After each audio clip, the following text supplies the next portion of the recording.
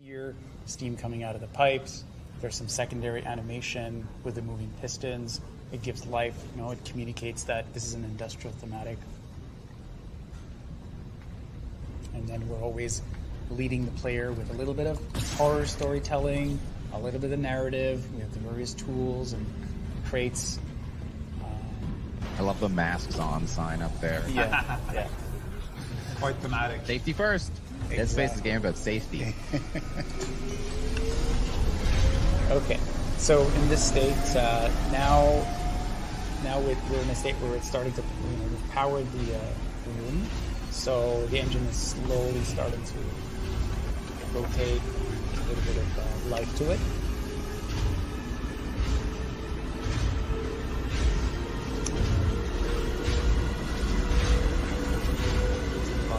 Lights, you can see the blood. You'll have to speak up. We've booted up an engine. Yeah, it's Let's follow the blood trail then. let's do that. No. It's always a good idea. So here we go. This is the iconic poster that we saw earlier. You can see the different treatments on the blood, like the one that is still wet, blood that's got dried up on the side. More is more. More types More, of blood. more. More blood states. More blood conditions. Yeah. And then we finally get here, and we're going to activate the engines. Turn it on. Let's turn it. And we look up above us, and then we can see this glorious, VFX. The engine's fully operational. It's open. It's spinning at full speed. It's like a beating heart. The room has come to life, and we have completed the transformation. And then as we look to the right, we witness the scene of a horrific bloodbath. And, some bad stuff happened there. Again, just that great teamwork between the environment artist and the story artist. Like, I mean, you can really you can guess what happened there. Mm-hmm. And then we're back into darkness as we make our way down, and then we take one last look at the engine and then the smoke-filled room.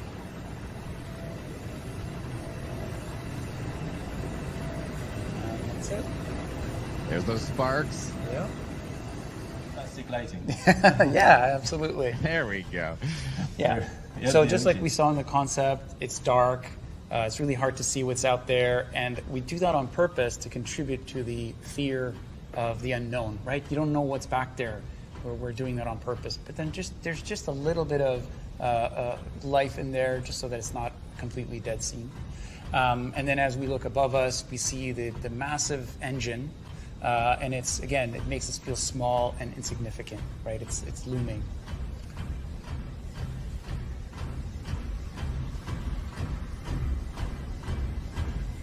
So as we're looking around, we see all those effects that you saw earlier in gyms.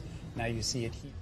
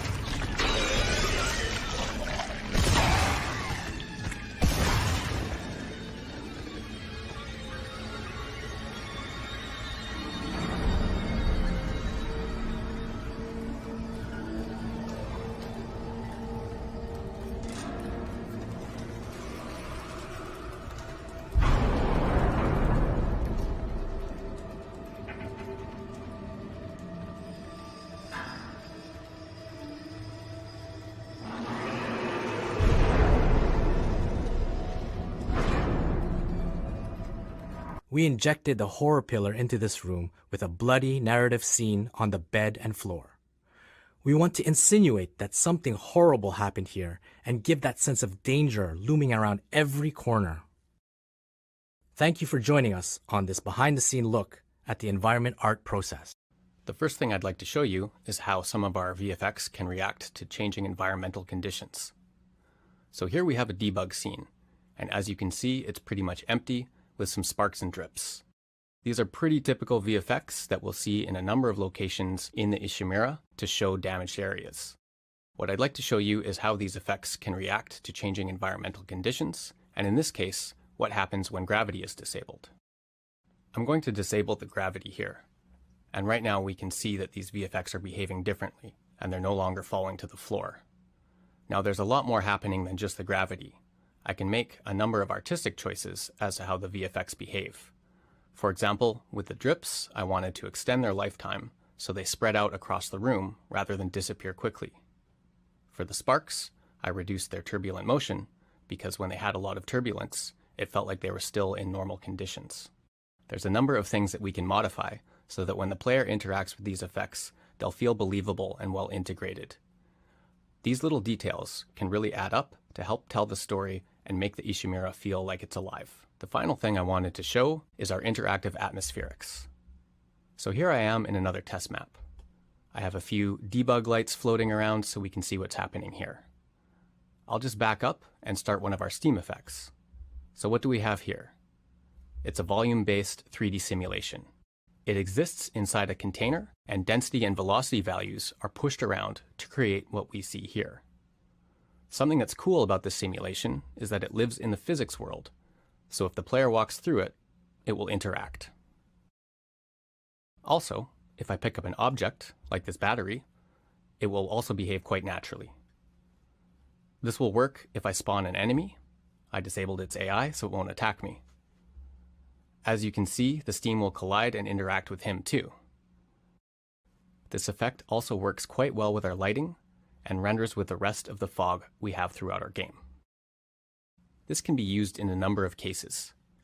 We can create a steam or smoke effect like this, or we can cover the floor with a thin layer of interactive fog. In some cases, we can even fill an entire room with a cool simulation like this to give us some interesting and terrifying gameplay situations. Just talk a little bit about, where you're kind of seeing this move. We see Isaac kind of in the space right now, floating around the space, probably going to show off some of his thrusters and stuff in a minute.